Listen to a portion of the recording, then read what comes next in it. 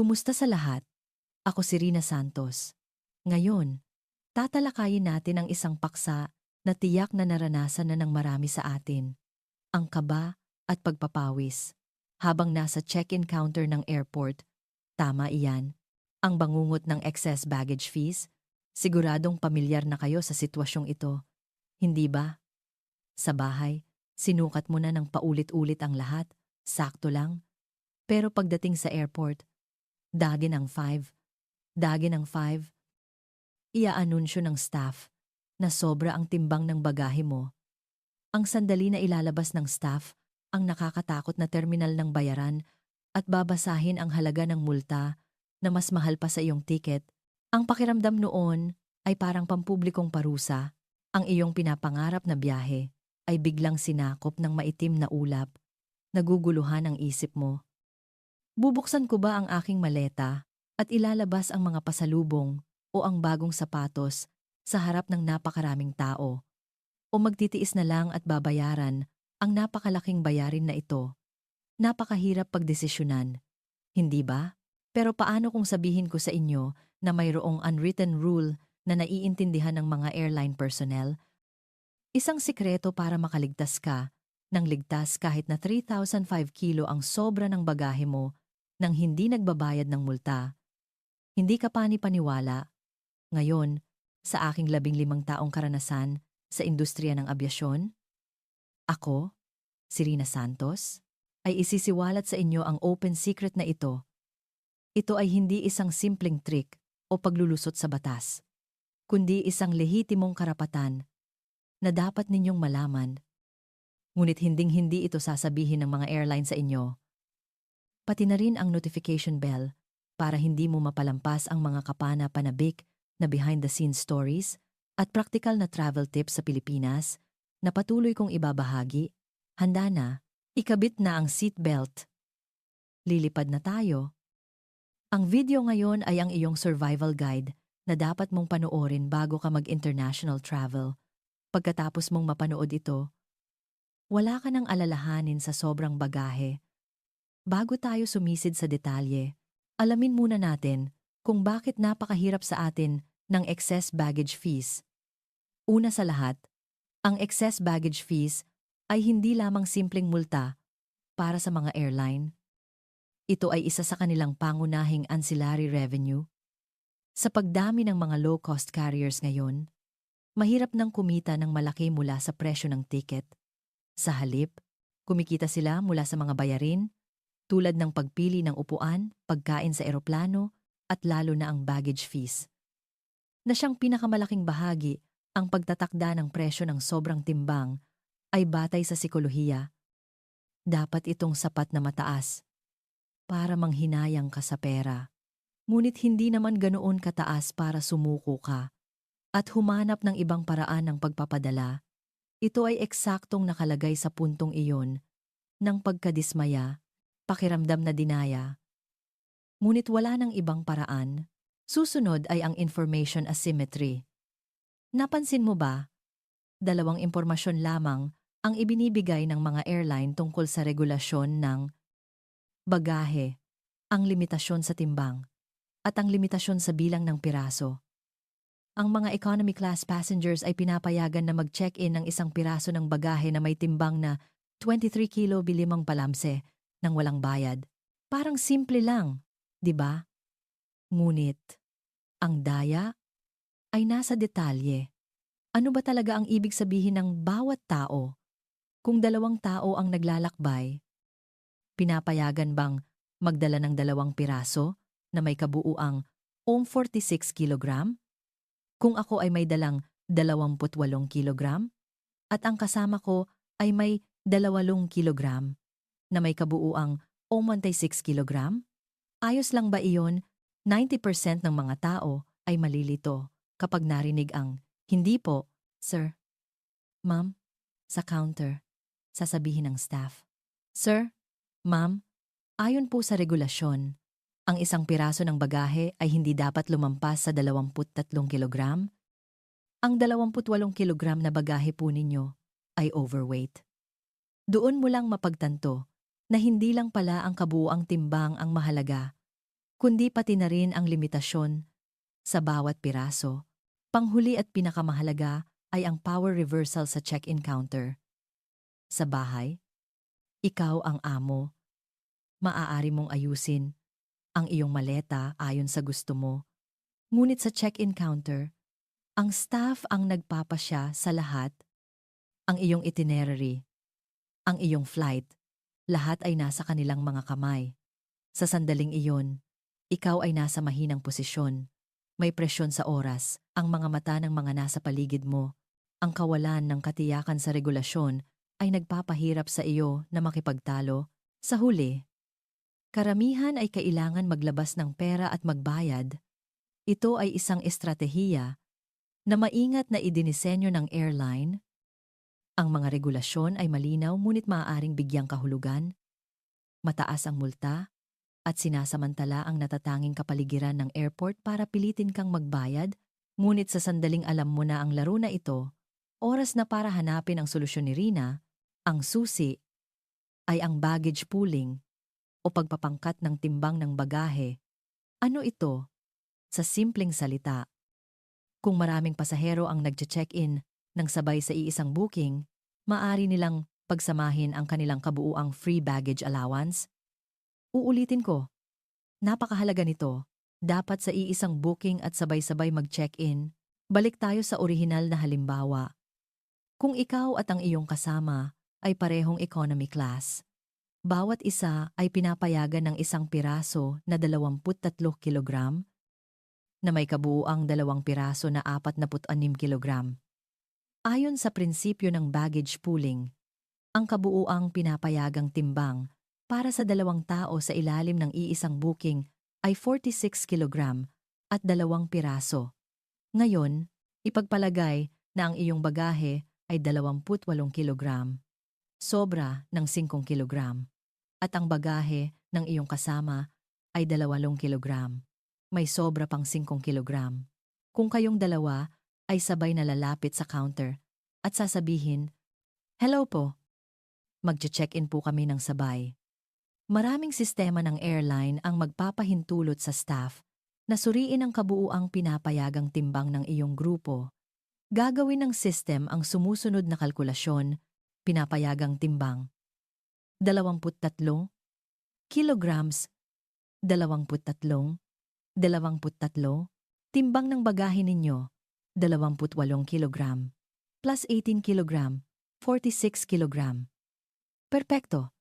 Dahil hindi lumampas ang kabuuang timbang.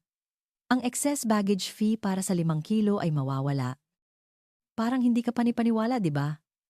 Isang napakagandang paraan bakit hindi ito lantaran na ipinapahayag ng mga airline, mayroong 3 dahilan. Una, para sa operational efficiency, ang magkahiwalay na pagtimbang ay ang pinakasimple, mababa ang gasto sa pagsasanay ng staff. Isang piraso, isang tao, walang overweight. Tapos, ang pinagsamang pagtimbang ay nangangailangan ng oras para suriin ang booking at pagsamahin ang timbang sa oras ng peak hours. Mababawasan nito ang bilis ng pagproseso. Para protektahan ang mga empleyado, may mahigpit na regulasyon tungkol sa paghawak ng bagahe. Ang batas sa paggawa sa maraming bansa, kasama ang Pilipinas, ay nagtatakda ng maximum weight limit para sa isang piraso ng bagahe na humigit kumulang 32 kilogram upang maiwasan ang pinsala sa mga baggage handlers. Kung lantaran na hinihikayat ng airline ang baggage pooling, maaaring mangyari na 2 tao ang magdala ng isang napakalaking bagahe na may timbang na 46 kilogram. Nagdudulot ito ng malaking panganib ng pinsala sa mga ground crew, kaya't ang limitasyong 32 kilogram para sa isang piraso ay isang absolutong limitasyon na hindi maaaring lampasan, kahit na pinapayagan ang kabuuang timbang. Kung ang isang piraso ay lumampas sa 32 kilogram, kinakailangan mong hatiin ito. Pangatlo, ang pinakatapat na dahilan. Pera, gaya ng nabanggit sa itaas. Ang excess baggage fees ay isang malaking pinagkukunan ng kita. Kung alam ng lahat ang sikretong ito at gagamitin ang baggage pooling, bababa ang kita ng airline, kaya't gumagamit sila ng malabo na estratehiya. Pinapayagan ang patakaran ngunit hinding-hindi aktibong ipinapaalam. Ito ay isang laro ng information gap. Ang nakakaalam ay hindi magbabayad. Ang hindi nakakaalam ay magbabayad. Ngayon na naintindihan mo na ang teorya, oras na para sa pinakakapana panabik na praktikal na aplikasyon. Isipin mo, kahit sino na nasa iisang booking ay nakatayo sa check-in counter na may dalawang maleta, isang malaki at isang maliit. Alam mo na ang malaking maleta ay sobra ng ilang kilo. Sa sandaling ito, ang iyong saloobin, paraan ng pagsasalita, at kilos ang magpapasya kung mananatili ba ang pera sa iyong pitaka o hindi. Unang hakbang, lumikha ng atmosfera ng pagkakaisa. Kung ikaw lang ang maglalagay ng bagahe mo, sisimulan ng sistema ang iyong individual na transaksyon. Lalabas ang babala ng individual overweight sa screen ng staff. Sa puntong ito, kung isasama mo ang iyong kasama at hihingi ng tulong, kakailanganin ng staff na kanselahin ang nasimulan na trabaho at magsagawa ng mas komplikadong proseso. Sino ang gustong iyon? Ang tamang paraan ay, "Hello po, magche-check-in po kami ng sabay. Narinig mo ba ang keyword, sabay, mula sa simula?" Kailangan mong magbigay ng malakas na senyales sa staff na kayo ay isang grupo. Ibigay ang inyong dalawang pasaporte. Nang sabay, ang kilos na ito ay isa ng malakas na pahiwatig. Kapag narinig ang salitang sabay, isang bihasang staff ay automatikong lilipat sa group mode na naghahanda na iproseso ang dalawang tao at dalawang piraso ng bagahe. Pangalawang hakbang, ang pag-aayos ng bagahe, ay isang sining. Ilagay ang lahat ng bagahe sa timbangan. Nang sabay-sabay, ang kilos na ito ay parang sinasabi mo, "Tingnan ninyo ito bilang isang unit." Kapag nakita ng staff ang 46 kilogram sa timbangan at kinumpirma ng sistema na ang kabuuang pinapayagang timbang ng iyong grupo ay 46 kilogram, basta't walang piraso ng bagahe na lumampas sa 32 kilogram, karaniwan ay natural silang maglalagay ng tag sa parehong bagahe at tatapusin ang proseso ng walang karagdagang tanong. Ito ay isang normal at naaayon sa regulasyon na proseso, kaya hindi rin mahihirapan ang staff. Pangatlong hakbang, estratehiya sa pakikipag-usap at saloobin. Kung may tanong ang staff, huwag magpanik. Hindi ka nagmamakaawa. Nagsasabi ka ng totoo. Subukang sabihin ito, "Ay, ganun po ba? Pero kung pagsasamahin po namin, hindi naman po overweight. Ang total weight allowance po namin ay 46 kilogram. Di ba po? Ang dalawang bagahe na ito ay 46 kilogram. Tama po. Pakiprocess na lang po kami bilang group. Salamat po." Sa pahayag na ito, may tatlong pangunahing punto. Panatilihing kalmado, huwag magpanik, kumilos na parang alam mo ang regulasyon. Banggitin ang core concept, ang paggamit ng mga teknikal na termino tulad ng total weight allowance at group process ay magpapahiwatig sa staff na ikaw ay isang pasaherong may alam. Malalaman nila na kung tatanggihan ka, maaari kang tumawag ng supervisor. Karamihan sa mga regulasyon ng airline ay nagpapakita ng mataas na posibilidad na maaprubahan kahit na dumating ang supervisor. Para maiwasan ang gulo, 99% ng mga staff ay ipoproseso ka, panatilihing magalang ang mukha. Gumamit ng mga salita tulad ng "tulungan po kami" at "salamat" upang igalang ang staff. Nakakaharap sila ng daan-daang pasahero araw-araw. Ang magiliw na saloobin ay magpapataas ng posibilidad na makakuha ka ng tulong buod ng 3 gintong hakbang ni Rina para sa baggage pooling. Bumuo ng grupo. Lahat ng nasa iisang booking ay sabay-sabay na lumapit sa counter. Ibigay ang pasaporte at bigyang diin ang salitang sabay. Pagsamahin ang bagahe. Ilagay ang lahat ng bagahe sa timbangan ng sabay-sabay. Itaas ang antas ng pakikipag-usap kapag tinanong. Manatiling kalmado, Magalang na banggitin ang total weight at ang group process. Sa pagmaster ng tatlong hakbang na ito, garantisado ka ng 90% na tagumpay. Kaya ano ang natitirang 10%? Ipaliwanag ko pa. Ngayon na naiintindihan mo na ang mga pangunahing kasanayan, alamin natin ang mga advanced tips para maging isang baggage master at maghangad ng 100% tagumpay. Advanced Tip 1. Ang baggage pooling ay para lamang sa iisang booking. Kung ikaw at ang iyong kaibigan ay bumili ng magkahiwalay na ticket, kahit na pareho kayo ng flight, hindi kayo maaaring mag-pool ng bagahe. Ngayon, maraming website ng airline ang nag-aalok ng managed booking function. Bago lumipad, tumawag sa hotline upang tanungin kung maaaring i-link ang mga booking kahit na hindi ito maaaring pagsamahin sa isang single booking. Kung ipinapakita ng system na ikaw ay isang kasama, mas mataas ang tsansa ng tagumpay sa airport. Pinakamainam ay kapag nagbubook ng ticket, isang tao ang magbubook para sa lahat sa iisang transaksyon. Advanced Tip 2. Iba-iba ang regulasyon ng bawat airline. Ang baggage pooling ay isang karaniwang practice sa industriya, ngunit ang antas ng pagpapatupad nito ay nag-iiba depende sa airline at airport.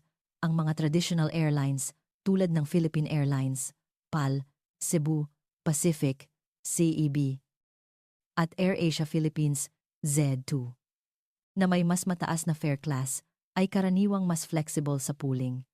Kasama na sa tiket ang serbisyo, at mas maraming kapangyarihan ang staff. Gayunpaman, mag-ingat sa mga low-cost carriers tulad ng Cebgo o AirSwift. Ibinibenta ng mga low-cost carrier ang lahat ng magkahiwalay. At ang baggage fees, ang kanilang pangunahing pinagkukunan ng kita, ang mga staff ay inaatasan na mangolekta ng bayarin batay sa timbang ng bawat piraso. Kung lumipad ka gamit ang low-cost carrier, bumili ng karagdagang timbang online bago lumipad. Ang pagbili online ay isa lamang sa ikatlong bahagi ng halaga ng multa sa airport. Huwag hayaan ang lahat na umasa sa swerte. Advanced Tip 3. Ang pooling ay limitasyon. Sa timbang, hindi sa bilang ng piraso o timbang ng bawat piraso. Kung 2 tao ang pinapayagan ng 2 piraso na 23 kilogram. Ibig sabihin ay kabuuang 46 kilogram. Hindi ka maaaring magdala ng isang piraso na 46 kilogram kung ang airline ay nagtatakda ng maximum limit para sa isang piraso na 32 kilogram. Hindi ito isyu ng pera, kundi isyu ng kaligtasan at legal na regulasyon. Kapag nagbabalot ng bagahe sa bahay, siguraduhin na walang maleta na lumampas sa 32 kilogram. Advanced Tip 4.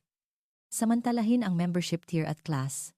Kung ikaw ay isang gold o platinum member ng PAL Mabuhay Miles, CEB Get Go, o lumipad ng business class o first class, congratulations, mayroon kang isang immunity pass.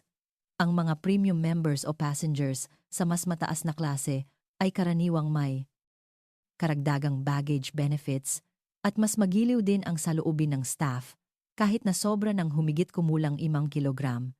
Karaniwan ay ipinapasa na lamang nila ito kapag ibibigay ang iyong pasaporte, isama ang iyong membership card. Ito ay isang silent message, kami ay inyong tapat na customer. Advanced Tip 5. Maghanda para sa pinakamalalang sitwasyon. Plan B, kung talagang malas ka,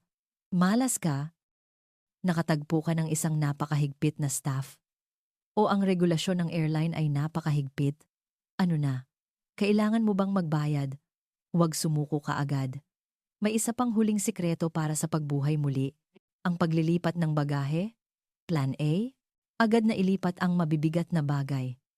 Kung inabisuhan ka na, overweight, mabilis na suriin sa loob ng maleta, ano ang maliliit, ngunit mabibigat na bagay? Mga libro, magasin, power bank, laptop, denim pants, makapal na jacket, likidong cosmetics. Huwag mag-atubiling buksan ang maleta at ilabas ang mga salarin na ito, hawakan sa kamay o isuot pa nga. Ang pag-aayos muli ng bagahe sa harap ng lahat ay maaaring nakakahiya. Ngunit kung makakatipid ka ng libu-libong piso sa multa, sulit din, hindi ba? Tip ni Rina. Laging magdala ng collapsible shopping bag kapag naglalakbay. Hindi ito kumukuha ng espasyo kapag normal at nagiging tagapagligtas sa mga emergency. Kapag inilagay ang overweight item sa bag na ito, ituturing na itong karagdagang personal carry-on baggage, Plan B, mga lokar sa airport o serbisyo ng post office. Kung napakarami ng bagahe na hindi na maaaring dalhin sa kabin, kung may sapat na oras, gamitin ang serbisyo ng post office o express delivery counter sa airport. Ang pagpapadala ng mga hindi masyadong apurahan na gamit o pasalubong pauwi ay mas mura kaysa sa multa. Kung ito ay isang maikling biyahe, maaari mong ilagay ang mga mabibigat, ngunit hindi mahal na damit sa mga lockers sa airport at kunin ito pagbalik. Ngunit ang layunin ay isa, iwasan ang hindi makatwirang excess baggage fees. Kaya, ngayon ay tinalakay natin mula sa psikolohikal na bitag ng excess baggage fees hanggang sa sikreto ng baggage pooling, ang mga praktikal na kasanayan sa pakikipag-usap at maging ang mga Plan B. Buod natin ang mga pangunahing punto kasama si Rina. Baguhin ang pananaw. Ang excess baggage fees ay isang kalkuladong estratehiya ng airline at ang pooling ay isang lehitimong karapatan ng pasahero, core tactics, sabay-sabay na mag-check-in kasama ang mga kasama sa iisang booking, ilagay ang lahat ng bagahe sa timbangan, nang sabay-sabay upang ipakita na kayo ay isang grupo. Magiliw na. Komunikasyon. Kapag tinanong, manatiling kalmado. Magalang na banggitin ang total weight at ang pooling. Mga dapat tandaan. Mas paborable sa mga traditional airlines, mag-ingat sa mga low-cost carriers. Ang 32 kilogram limitasyon para sa isang piraso ng bagahe ay isang absolutong limitasyon. Backup solution, magdala ng collapsible bag at ilipat ang mabibigat na bagay sa carry-on baggage. Ang pagbabahagi ng mga tip na ito ay hindi upang linlangin ang airline, kundi upang tayo, bilang mga mamimili, ay mabawi ang ating karapatang malaman ang impormasyon at ang karapatang pumili na dapat nating matamo. Ang paglalakbay ay dapat puno ng pag-asa at kagalakan. Hindi ka na magiging biktima na natatakot sa check-in counter. Maging isang matalinong manlalakbay na may alam sa mga regulasyon at may kumpiyansa na i-maximize ang iyong mga benepisyo. Naranasan mo na ba ang mahirap o kapana-panabik na karanasan sa sobrang bagahe? Nagtagumpay ka na ba sa paggamit ng tip na ito, sa pooling? O mayroon ka bang sariling tips para sa pag-iimpake o pagbabawas ng timbang ng bagahe? Ibahagi ang iyong kwento sa comment section. Sama-sama nating itatag ang lugar na ito bilang isang komunidad para sa pagbabahagi ng kapakipakinabang na impormasyon para sa mga manlalakbay na Pilipino.